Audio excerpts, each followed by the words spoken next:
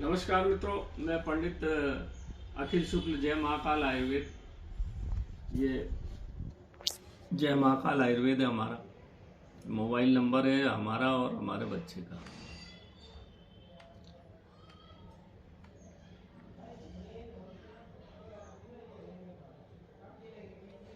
देख लीजिए, है ना। अब मैं यहाँ रखे, आज मैं तांत्रिक तिलक का वीडियो बनाने जा रहा हूँ जो बहुत सारे लोगों पे बहुत अच्छा असर करा है, बहुत फायदेमंद है और ज़्यादा महंगा भी नहीं। 1100 रुपये की ये डिब्बी आती है। इसको मैं कैसे लगाना, क्या लगाना पहले बता दूंगा, बाद में इसका उपयोग और तिलक क्यों लगाना चाहिए, तिलक का क्या महत्व है। और भारत में बहुत पुरातन काल से तिलक का एक विज्ञान है पूरा, मैं बताऊंगा। पहले आप देख लीजिए इस तिलक को बनाने के लिए क्या क्या सामग्री लगती है और क्यों लगती है। पहला ये देखिए, पास से बता देना भाई, ये लौंग का,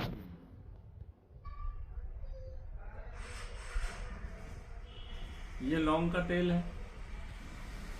लौंग आप जानते हैं तंत्र मंत्र में बहुत उपयोगी, जादू टोना को भगाने के लिए लौंग का बड़ा उपयोग होता है, इसलिए ये लौंग का तेल। ये तीनों गुंजा का तेल, काली, सफेद और लाल, तीनों गुंजा का तेल है। ये मिला के निकाला गया है। ये बहुत ही मुश्किल काम है गुंजा का तेल निकालना मित्रों। 10 किलो गुंजा में थोड़ा सा तेल निकलता है। तो ये गुंजा आपको मालूम है, सफेद, लाल तो काली। काली माँ पार्वती का प्रतीक है, लाल सफेद महागौरी और लाल दुर्गा जी का। तो ये उसका तेल है ना। ये आता है आपका कोसम का तेल। कोसम एक पेड़ होता है जो भरी गर्मी में सबसे पहले जंगल में कोसम में पत्ती आती है। बिल्कुल अप्रैल में जब तपती गर्मी रहेगी तब सब पेड़ सूख जाते हैं, तब कोसम हरियाता है और पशु पक्षियों की प्राण देता है। मतलब हरियाली, जब सूखे में हरियाली लाने वाला, इसलिए इसको तिलक में डालता है कि आपके घर में व्यापार बंद हो गया, परेशानी आ गई, बीमारी आ गई, उसमें फिर से आपके घर को सुख शांति प्रदान करके लक्ष्मी को लावे। इसलिए ये तेल कोसम का लगता है। चमेली का तेल, चमेली का तेल बहुत बड़ी तांत्रिक चीज है। भगवान विष्णु को, भगवान बजरंगबली को लगता है क्योंकि उनके शरीर में गर्मी है। सूरज को मुंह में रखा था, शरीर लाल हो गया, तो ये मिलाया जाता है। और घर के सामने जिसके चमेली का तेल, पहले चमेली का पेड़ लगाते थे और उसके नीचे से आते जाते थे। उसके नीचे से आने जाने से सिक में, दिमाग में शांति रहती है और पागलपन का दौरा नहीं आता है, घर में लड़ाई झगड़ा नहीं होती और भैरव राहु केतु की शांति होती है। इसलिए भैरव को भी चमेली के तेल का दीपक लगता है, बजरंगबली को चमेली का तेल का दीपक लगता है। ये बहुत काम की चीज़ है। ओरिजिनल ऐसा लाल रहता है, आपको बाजार में पीला मिलेगा, पीला काम का नहीं है मित्रों। ये है ओरिजिनल चमेली का तेल, खूब खुशबू आती है इसमें बहुत। ये चमेली का तेल, सिर में भैरव और राहु केतु का वास होता है, तो ये चमेली का तेल उसकी शांति करेगा। अब ये आया सूकल घास। सूकल घास में मोहनी गुण होता है बहुत, इसलिए उसके बीज का तेल निकालते, तो ये सम्मोहन के लिए काम में आता है। आप तिलक लगा के जाएं तो आपकी बात कोई सुने, व्यापार करें तो आप ग्राहक आपकी बात सुने, और कोर्ट कचहरी में आपकी बात सुने, जनसभा में आपकी बात सुने। उसमें ये गुंजा और ये तीनों चीज़ों में सम्मोहन गुण बहुत ज़्यादा होता है ना, तो उसका भी प्रयोग। फिर ये चंदन, ये चंदन माथे पे लगाते हो ना, ये चंदन का हम तेल भी लगाते हैं, डालते हैं उसमें थोड़ा सा। मेहंदी में बहुत ज़्यादा आकर्षण गुण होता है, इसलिए मेहंदी लगाई जाती है महिलाओं के हाथ में, देखा होगा आपने। तो ये मेहंदी का तेल ऐसा आता है बिल्कुल लाल। नकली से मिला लेंगे, नकली तो काम नहीं करेगा भैया, ये बात ध्यान रखिए। ये आता है सफ़ेद आर्क।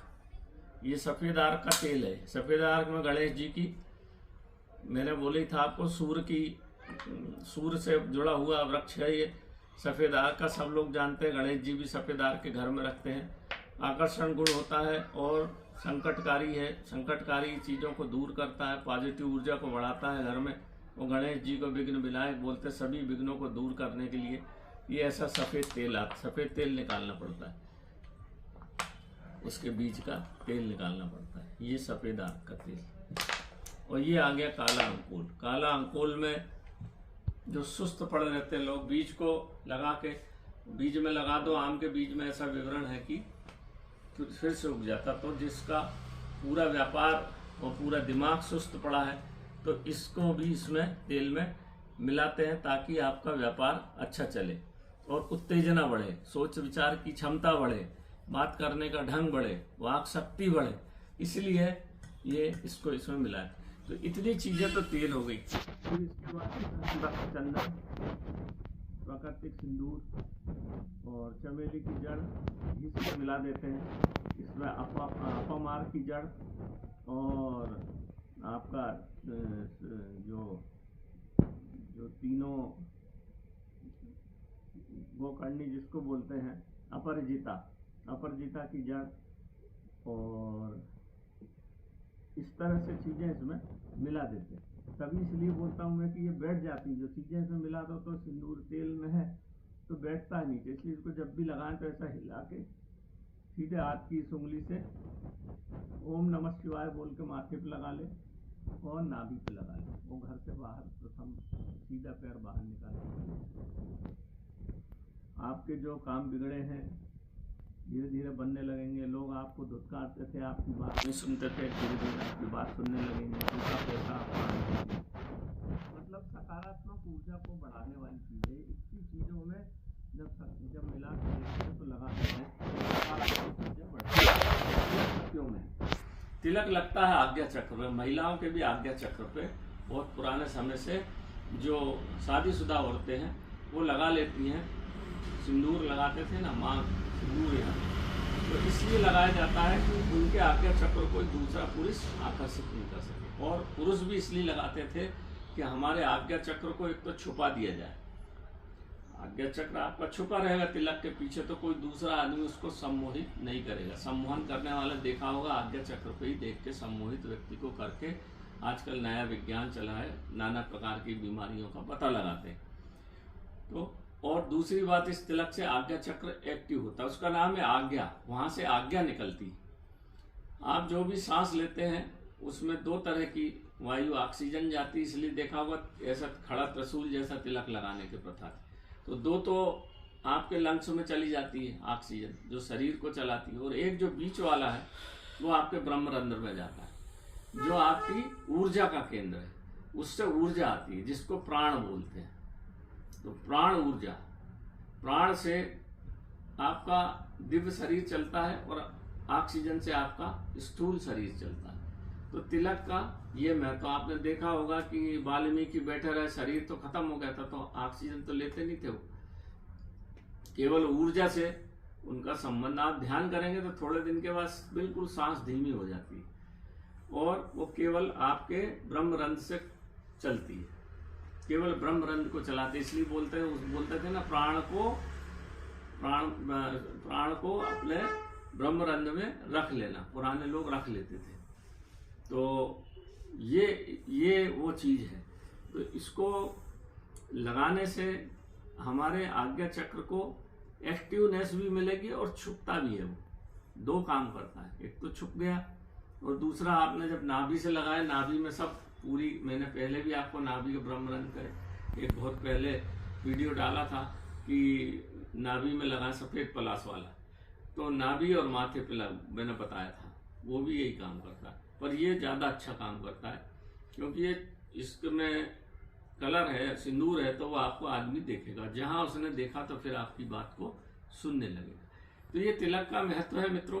अब इतनी सब चीज डाल के जब बनता है तिलक, वास्तविक तो निश्चित रूप से काम करता ही है और आपका ध्यान धीरे धीरे केंद्रित होता है और आप कोई भी काम बिल्कुल अच्छे ढंग से करेंगे। जब आप अच्छे ढंग से सोचेंगे, पहले तो आपके मन में विचार आता है, फिर वो विचार दिमाग में जाके आज्ञा देता है, तब आप काम करते हैं। तो जब आपके अच्छे विचार ही नहीं आएंगे तो दिमाग उसको, बुद्धि को अच्छे संकेत शरीर को नहीं देगा तो अच्छे ढंग से काम नहीं होंगे, काम बिगड़ेंगे, उल्टे ही होते चले जाएंगे। और शनि राहु केतु का यही काम है कि दिमाग में बैठ के आदमी को बर्बाद करना है, तो उसके दिमाग पे बैठ जाओ और उसको बुद्धि को भ्रष्ट कर दो, सब काम बिगड़ जाते हैं।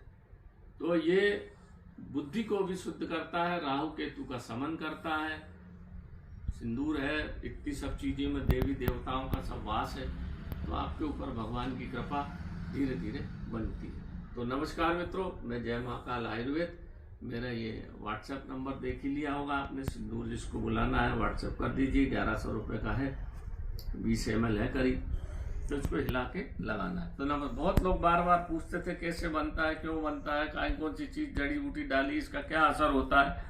तो मैंने कहा आज वीडियो डाल के आपको बता दूं ताकि आपके प्रश्नों की जितनी भी जिज्ञासा है वो शांत हो जाए। एक बार सबको पास से बता दो भैया, और फिर बिल्कुल क्लोज करके सब चीजों को बता दो। ये सब चीज डलती है ओरिजिनल, बस इनको बनाने में बहुत मेहनत पड़ती है। एक एक चीज को लाना और बनाना बड़ा महंगा काम है ये, पर अगर आप बना सकते हैं तो बहुत अच्छी बात है। तो मैं अपनी वाणी को यहीं विराम देता हूँ मित्रों। इस वीडियो को देखिए, सब्सक्राइब करिए, सबको बताइए, क्योंकि ये छोटी सी तंत्र की चीज़ है पर बड़े अचूक चीज़ है, बड़े काम की चीज़ है। निश्चित रूप से आपके जीवन में अमूल चूल परिवर्तन लाने की कृपा करेगी। अगर भगवान की कृपा हो गई तो इतना मैं अच्छे से जानता हूँ। नमस्कार।